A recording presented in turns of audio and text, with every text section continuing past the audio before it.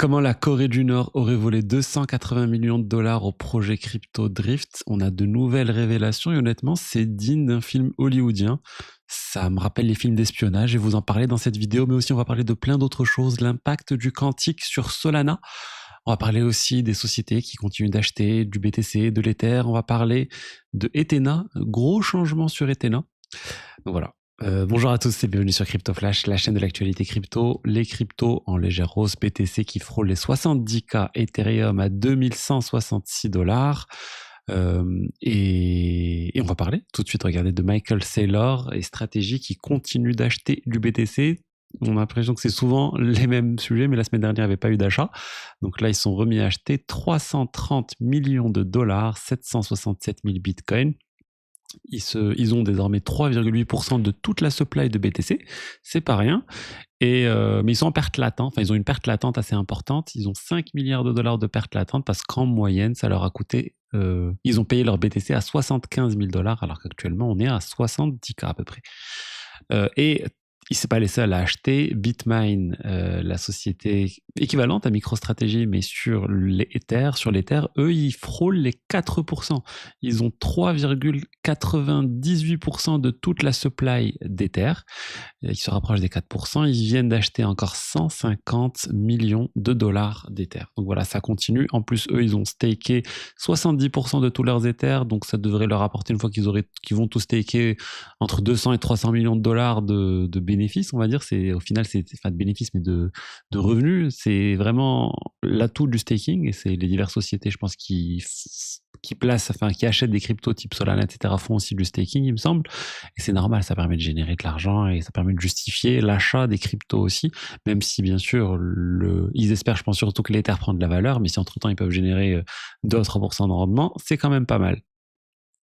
Je vous rappelle aussi qu'il y a 25 € offerts sur Bitvavo, l'exchange crypto partenaire de la chaîne. Vous avez le lien dans la description pour en profiter si vous cherchez un exchange européen qui a toutes les licences qu'il faut pour opérer en Europe, qui a des virements SEPA instantanés, gratuits, des frais qui sont assez bas. N'hésitez pas, vous avez le lien dans la description. Ensuite, parlons de Solana. Solana et du risque quantique sur Solana. Alors, je vous avais fait une vidéo sur le quantique, on en a beaucoup parlé dernièrement aussi sur Ethereum, il y a eu des nouveautés sur la roadmap Ethereum quantique, et là, je voulais vous parler de Solana parce qu'on n'en a pas beaucoup parlé. Je viens enfin de voir passer une étude intéressante sur le risque quantique sur Solana. Je savais bien sûr qu'il y avait un risque aussi, comme la quasi-totalité des blockchains, on peut dire 99,999% des blockchains sont à risque. Mais on a une étude très intéressante qui a été faite sur Solana. Ils ont commencé à faire des tests. D'ailleurs, la fondation Solana est impliquée avec Project Eleven, c'est un groupe qui travaille justement sur la résistance au quantique des blockchains. Et ils ont fait des tests et ils arrivent ils implémentent des protections robustes au quantique, c'est-à-dire des signatures post-quantiques, ces signatures ont à peu près jusqu'à 40 fois la taille des signatures actuelles. Ce qui fait que le réseau va être 90% moins rapide. Je ne sais pas si vous vous rendez compte, ça veut dire que 90% moins de transactions vont pouvoir circuler sur le réseau Solana, alors que c'est une blockchain qui est connue pour sa performance. Vous imaginez que là, le problème quantique, ça a un très gros impact sur la blockchain.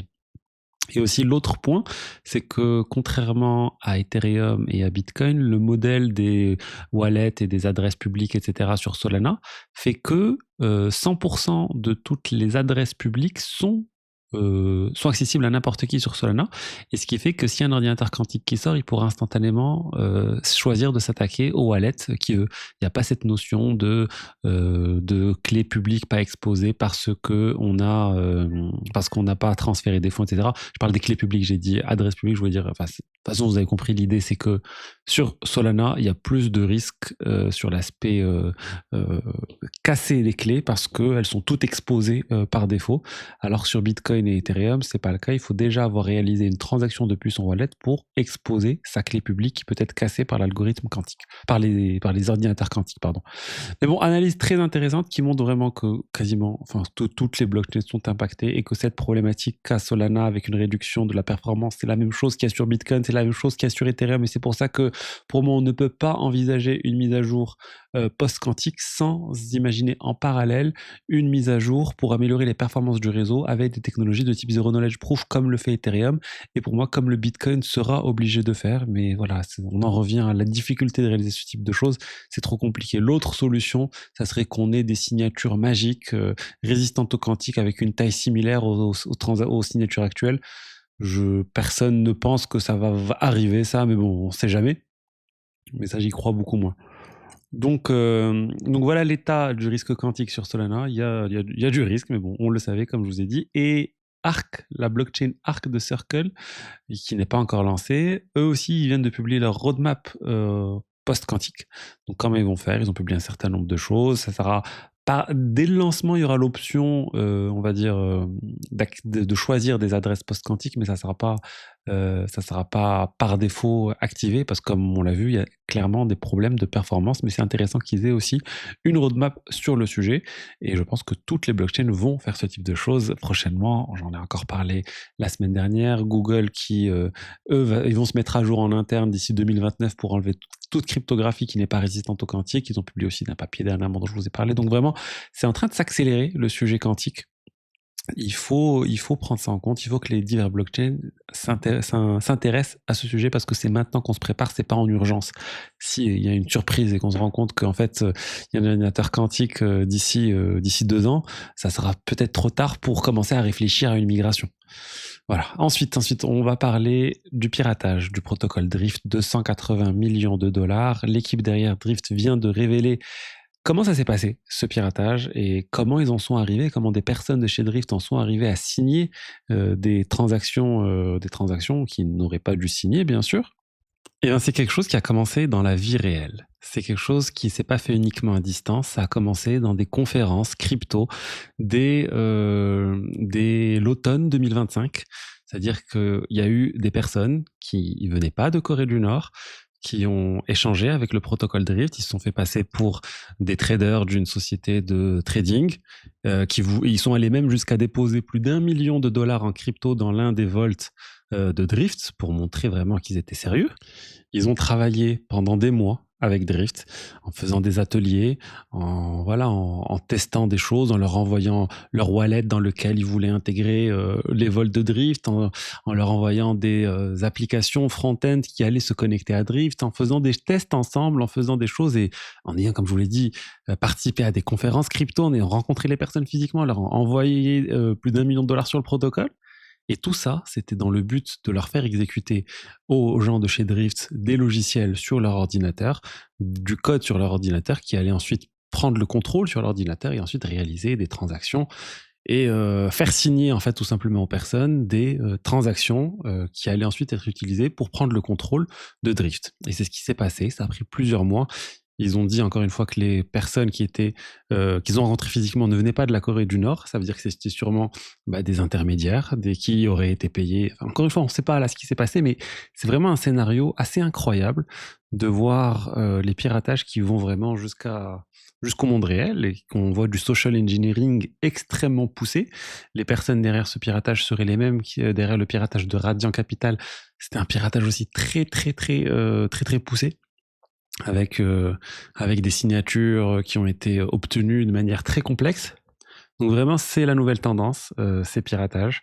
Ces piratages vraiment qui touchent directement à la faiblesse humaine, qui touchent aux personnes qui sont derrière les ordinateurs, et qui montrent aussi un manque de sécurité au niveau des personnes, en fait, qui s'utilisent, qui sont derrière ces projets, qui n'ont pas un certain nombre de bonnes pratiques qu'on devrait avoir dans la crypto-monnaie, avec, par exemple, des ordinateurs dédiés, vous savez, un pour surfer et un pour réaliser des choses qui touchent vraiment à la signature des transactions, etc. Dans le monde réel, on va dire, quand on part sur des systèmes très sensibles, de type des systèmes industriels ou autres, ils ont un réseau informatique à part, des ordinateurs souvent dédiés, et c'est vraiment quelque chose de très sensible. Donc on le coupe au final on les coupe du système standard, parce que c'est pas du tout les mêmes risques. Et je pense que le monde de la crypto est en train de découvrir tout ça, de découvrir qu'il y a plusieurs choses qu'il faut faire pour augmenter le niveau de sécurité globale. Ça fait quelque temps qu'on s'intéresse beaucoup à la technologie des smart contracts, et on a amélioré le niveau de sécurité des smart contracts, des développeurs. Avec l'IA aussi, là, je pense que ça va s'améliorer, ça va très prochainement et ça va devenir beaucoup moins grave. Je pense qu'il y en aura beaucoup moins des piratages sur le long terme via les smart contracts. Mais maintenant, il faut s'intéresser aussi à la sécurité autour des smart contracts, autour des processus, autour de l'humain, tout simplement. C'est quelque chose, c'est vraiment de très, très important. Et ensuite, je voulais vous parler de Ethena. Ethena, c'est un projet dont j'avais parlé il y a un certain temps. C'est un projet derrière un stablecoin, l'USDE, qui était très bien au final parce qu'il a généré pendant très longtemps du 10, 15, 20% de rendement d'une manière très sûre, très fiable. Ça se basait uniquement sur les contrats, enfin ça se basait uniquement sur une stratégie de trading vraiment où il y avait quasiment pas de risque. Ils achetaient par exemple du BTC et en même temps ils shortaient le BTC et ils prenaient juste la différence avec les frais de funding, etc. En gros, c'est du rendement quasiment sans risque. Et c'est pour ça que j'apprécie beaucoup cette crypto, enfin plutôt ce stablecoin. J'en ai pas mal parlé, je vous dis c'est une bonne solution de rendement. Pour générer du rendement, depuis quelques temps, depuis octobre en fait, le rendement n'est plus intéressant. On est à 3,5% et quasiment tous les fonds sont juste placés sur des bons du trésor. Donc c'est plus intéressant et j'en parlais plus. Et là, en fait, on a Ethena qui vient de dire, suite à ce qui s'est passé justement le 10 octobre, Ethena n'était plus correctement positionné. Et là, ils ont dit, on va changer la manière dont on place notre collatéral. Donc, alors qu'avant, c'était quelque chose où il n'y avait pas de risque pour moi, là, ils ont complètement changé. Ils ont dit, non, maintenant, on va aller vers des RWA, on va aller aussi vers des actions, on va aller vers du lending, on va aller vers vraiment plein d'autres actifs. Et là, pour moi, ça me pose problème. C'est plus quelque chose que je peux recommander, on va dire, comme étant quelque chose de sûr pour générer du rendement.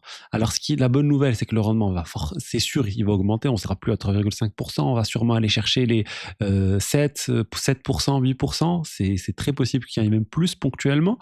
Mais pour moi, c'est plus une solution de rendement sans risque ou avec un risque faible.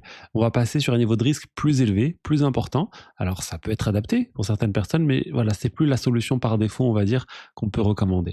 Donc voilà, si c'est des choses qui vous intéressent, justement, tout cet aspect rendement, chercher le meilleur rendement, identifier les risques associés aux divers projets, c'est typiquement des choses que je fais dans mon accompagnement. J'accompagne un certain nombre de personnes qui veulent faire fructifier leur crypto grâce notamment à la finance décentralisée. N'hésitez pas, vous avez le lien dans la description pour réserver un appel avec moi si ça vous intéresse. Voilà ce que je voulais vous dire aujourd'hui sur les diverses actualités crypto. J'espère que le contenu vous a plu et je vous dis à demain pour la suite. Alors, au revoir, ciao, ciao.